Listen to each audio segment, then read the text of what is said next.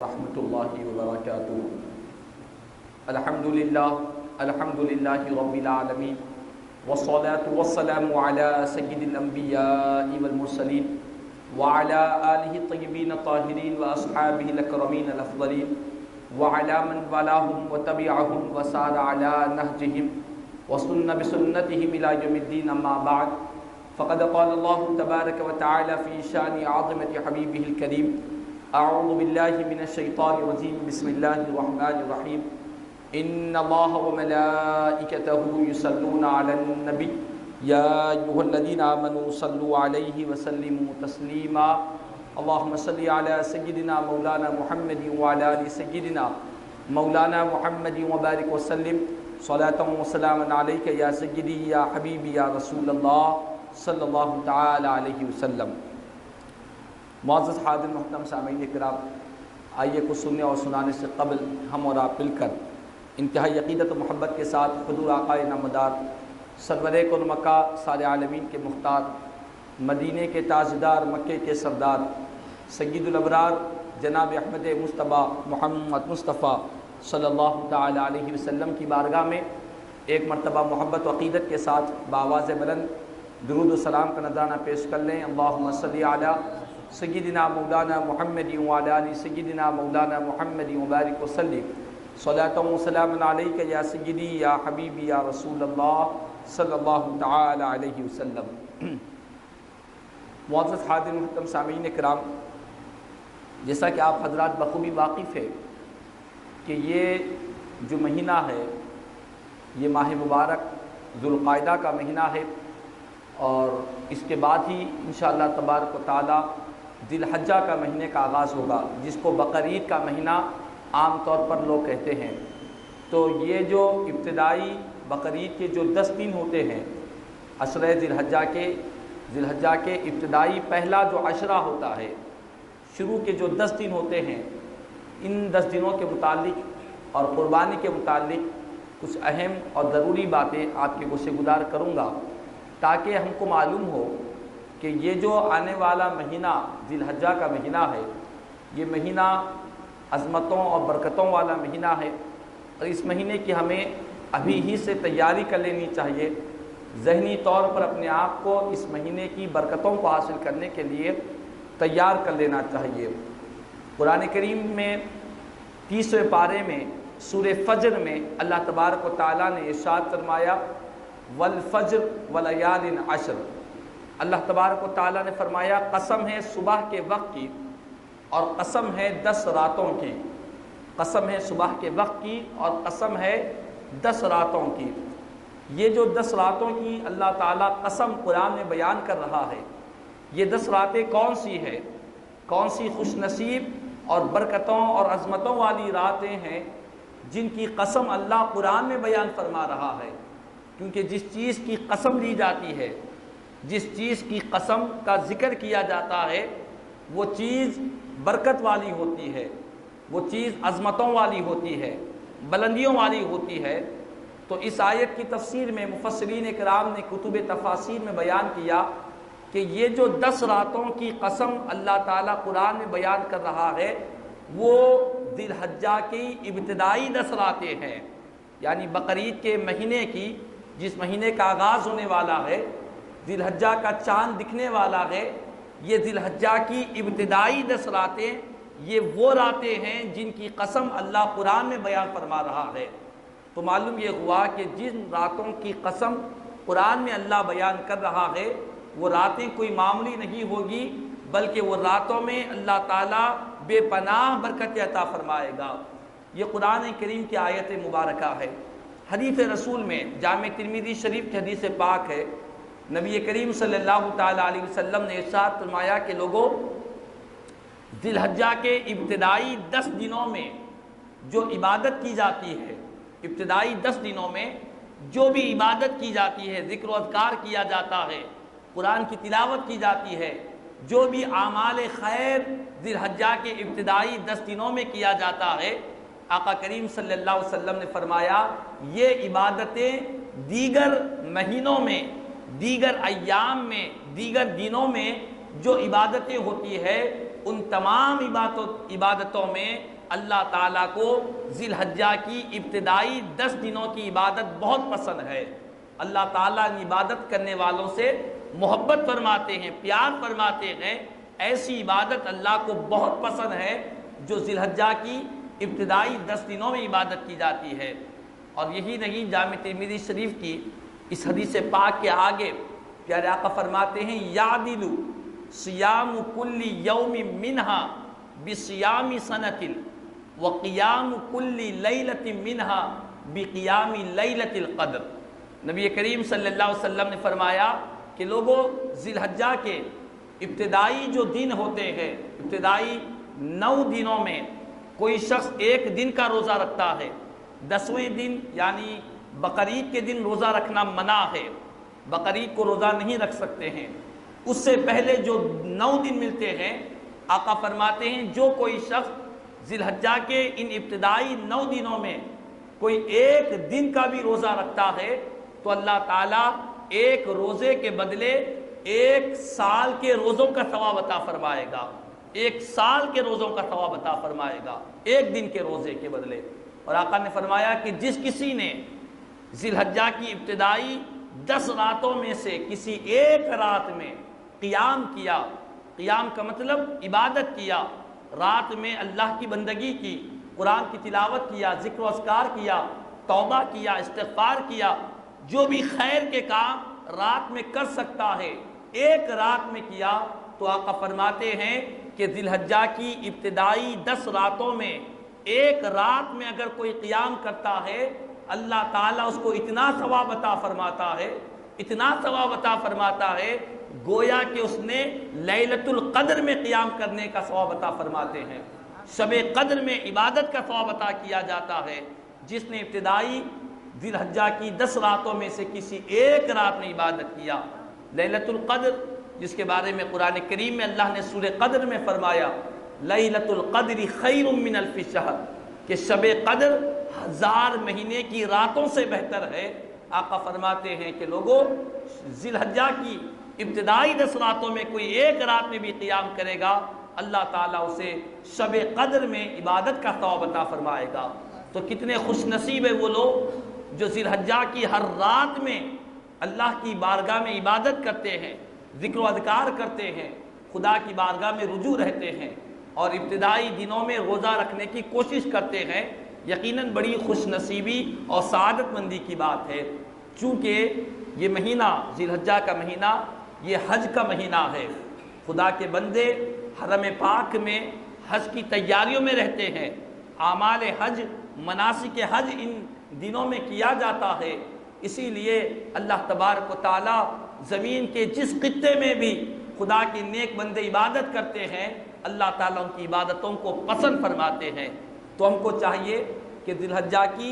ابتدائی 10 دنوں کی بڑی اہمیت ہے، اس کو بڑی غنیمت سمجھے، ہر رات کو غنیمت سمجھے، کچھ نہ کچھ وقت نکالے، رات میں کچھ دیر درود پاک پڑھے، قرآن کی تلاوت کرے،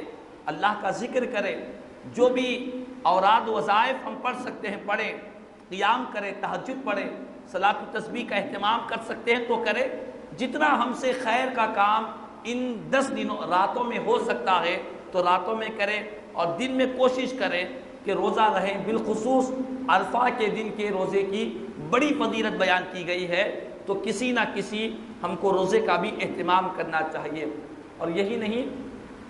حدیث کی بعض کتابوں میں حضرت انس بن مالک رضی اللہ تعالیٰ عنہ سے مروی کی گئی، آپ نے فرمایا کہ ذی الحجہ کے ابتدائی جو 10 دن ہوتے ہیں،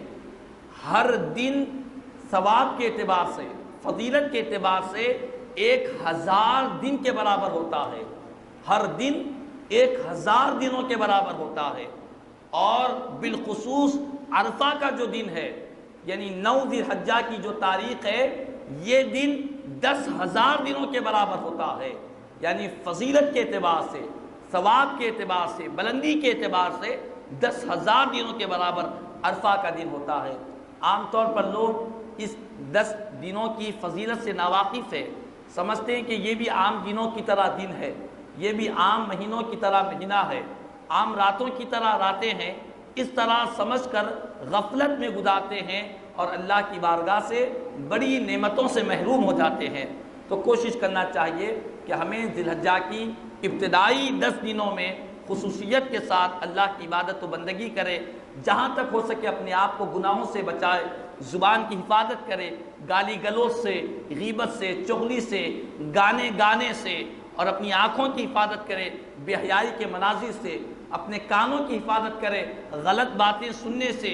جہاں تک ہو سکے اپنے آپ کو گناہوں سے بچائے ان دنوں میں، کیونکہ یہ حج کا موسم ہے۔ حجاج کرام اللہ کی عبادتوں میں مصروف ہوتے ہیں، حرم پاک میں رہتے ہیں، ان کے صدقے میں اللہ تعالی ہماری عبادتوں کو بھی اپنی بارگاہ میں قبول فرمائے گا۔ تو اسی لیے ہمیں ان 10 دنوں کا خصوصیت کے ساتھ اہتمام کرنا چاہیے۔ اب کچھ باتیں قربانی کے تعلق سے ہے کہ قربانی ہم جب کرتے ہیں، قربانی کے مسائل کافی وسیع ہے، کافی زیادہ مسائل ہے۔ انشاءاللہ اللہ نے چاہا تو وقتاً فوقتاً قربانی کے کچھ اہم ضروری مسائل ہر اتوار کے روز آپ کی گوشے گزار کروں گا، لیکن کچھ اور اہم باتیں قربانی سے پہلے جو ہم کو سمجھ جانا چاہیے، جو قربانی کی روح ہے، جو قربانی کے متعلق اہم باتیں ہیں، وہ آپ کے گوشے گزار کروں گا۔ قربانی کے متعلق اللہ تعالیٰ نے قرآن کریم میں ارشاد فرمایا، لن ینال اللہ لحومها ولا دماؤها ولکن ینالہ التقوی منکم۔ سورہ حج کی آیت مبارکہ ہے۔ اللہ تبارک و تعالیٰ نے فرمایا کہ لوگو تم قربانی کرتے ہو تو قربانی کے جانور کا گوشت اللہ کی بارگاہ میں نہیں پہنچتا، اس کا خون، جانور کے جسم کا نکلا ہوا خون اللہ کی بارگاہ میں نہیں پہنچتا۔ خدا کی بارگاہ میں کیا چیز پہنچتی ہے؟ تو اللہ نے فرمایا جو قربانی دیتا ہے اس کے دل کا تقوی اللہ کی بارگاہ میں پہنچتا ہے، اس کی دل کی نیت اللہ کی بارگاہ میں پہنچتی ہے۔ جس اخلاص کے ساتھ، جس محبت کے ساتھ، جس پیار کے ساتھ وہ قربانی دے رہا ہے، وہ اخلاص، وہ محبت، وہ تقوی اللہ کی بارگاہ میں پہنچتا ہے۔ تو قربانی دینے والے کو جس طرح جانور کی تلاش کی جاتی ہے کہ اچھا جانور ہو، جس طرح دیکھا جاتا ہے کہ بہتر جانور ہو، خوبصورت جانور ہو، یقیناً اس طرح اچھے اور خوبصورت اور تندرست جانور کو قربانی کرنا چاہیے، لیکن اس سے زیادہ صاحب قربانی کا دل پاک ہونا چاہیے، صاحب قربانی کے اندر اخلاص ہونا چاہیے، قربانی دینے والے کے اندر اخلاص للہیت ہونا چاہیے۔ عام طور پر دیکھنے میں یہ آتا ہے کہ بعض لوگ قربانی دیتے ہیں،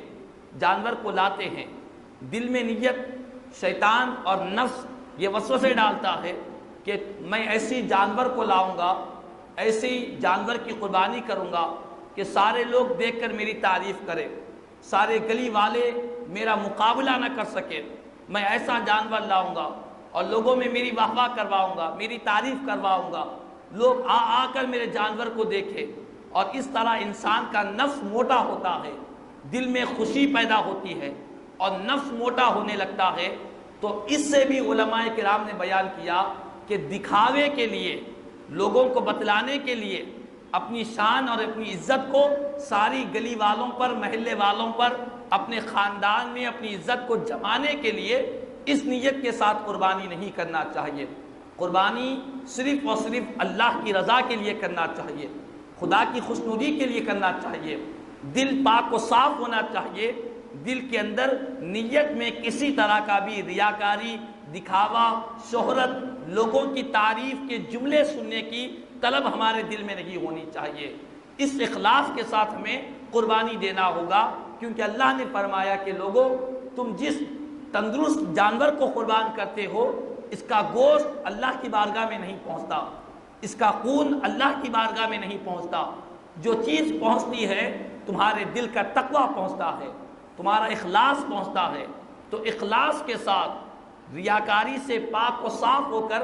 اپنے دل کا جائزہ لیتے ہوئے ہم کو چاہیے کہ ہم قربانی کریں تاکہ اللہ تعالیٰ راضی ہو۔ خدا کی رضا کے لیے ہمیں قربانی کرنا ہے، دنیا والوں کو دکھانے کے لیے نہیں کرنا چاہیے۔ تو سب سے پہلی بنیادی بات یہ ہے کہ جو بھی ہم قربانی کر رہے ہیں، چاہے وہ چھوٹا جانور ہو یا بڑا جانور ہو، ہمیں پہلی چیز اخلاص کے دامن کو اپنے ہاتھ سے نہیں چھوڑنا چاہیے۔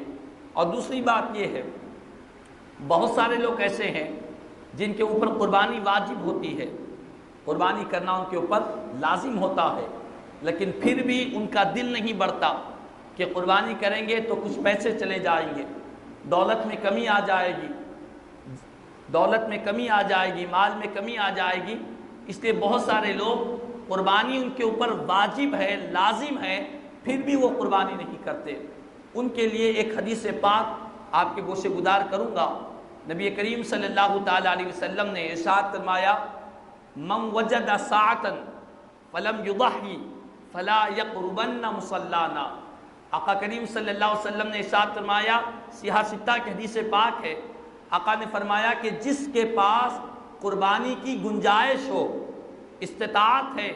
قربانی کرنے کی طاقت ہے، وہ صاحب نصاب ہے، لیکن اس کے باوجود بھی کوئی قربانی نہیں کرتا، اپنی دولت کی محبت میں، مال کی محبت میں قربانی نہیں کرتا، تو آقا نے فرمایا وہ ہرگز ہرگز ہماری عیدگاہ کے قریب بھی نہ آئے۔ اللہ اکبر، ہماری عیدگاہ کے قریب بھی نہ پٹکے۔ یہ کتنی بڑی سخت وعید ہے۔ اور اس حدیث کی شرح میں شارحین حدیث بیان کرتے ہیں، کیونکہ عیدگاہ کو جانا یہ مسلمانوں کا کام ہے، مومنوں کا کام ہے، تو قربانی نہ دینے والے کو، استطاعت رکھنے کے باوجود قربانی نہ دینے والے کو کہا جا رہا ہے کہ ہماری عیدگاہ کے قریب نہ آئے، تو یقیناً یہ بڑی سخت وعید ہے اور بڑی ہی بھیانک تنبیہ ہے۔ تو اللہ نے کسی کو استطاعت دی ہے، گنجائش دی ہے، تو بغیر کسی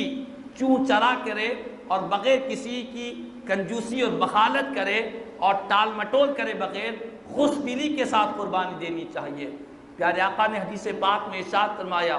کہ لوگوں، قربانی خوش دلی کے ساتھ دیا کرو، اس کو قرض نہ سمجھو، اس کو ایک بوجھ نہ سمجھو، اس کو اپنے لیے ایک مصیبت نہ سمجھو، بلکہ خوش دلی کے ساتھ کیا کرو کہ یہ مال بھی خدا کا ہے، یہ جان بھی خدا کی ہے، یہ زندگی بھی خدا نے دی ہے، ہر چیز اللہ کی دی ہوئی چیز ہے، وہ مالک کا مطالبہ ہے، وہ مالک کا حکم ہے کہ بندو قربانی دو، ہم غلام ہیں، اس کے بندے ہیں، ہماری ذمہ داری بنتی ہے کہ اپنے مالک کے حکم کی تابعداری کرے۔ اسی لیے قرآن کریم میں یہ تعلیم دی گئی، قل ان صلاتی ونسکی ومحیای ومماتی للہ رب العالمین۔ اے حبیب آپ فرما دیجئے کہ بے شک میری نماز اور میری قربانی، میری زندگی، میری موت صرف اور صرف اللہ کے لیے ہے، جس نے سارے جہانوں کو پیدا کیا، جو سارے جہانوں کا پالنہار ہے۔ تو ضرورت اسی بات کی ہے کہ قربانی استطاعت رکھنے کے باوجود اگر کوئی نہیں دے رہا ہے تو ان کو بتلایا جائے، سمجھایا جائے، اگر وہ صاحب نصاب ہے تو اس کو توجہ دی جائے کہ قربانی کرنا یہ لازم ہے، اس میں کسی طرح کی بھی غفلت نہیں کی جا سکتی۔ دوسری اور آخری بات یہ ہے کہ جو لوگ قربانی دیتے ہیں ان کے متعلق مستحب یہ ہے، حدیث پاک میں پیارے آقا کریم صلی اللہ علیہ وسلم نے فرمایا، من کان لہ ذبح، جو کوئی شخص قربانی دے رہا ہو، قربانی کا ارادہ رکھتا ہے، قربانی دے رہا ہے، اس کے لیے مستحب یہ ہے کہ وہ ذی الحجہ کے چاند دیکھنے کے بعد سے لے کر، ذی الحجہ کے چاند دیکھنے کے بعد سے لے کر قربانی کرنے تک اپنے ناخنوں کو نہ کتروائے، اپنے بالوں کو نہ کتروائے۔ کیوں؟ اسی لیے یہ قربانی دینے والے کے لیے مستحب ہے کہ وہ ذی الحجہ کے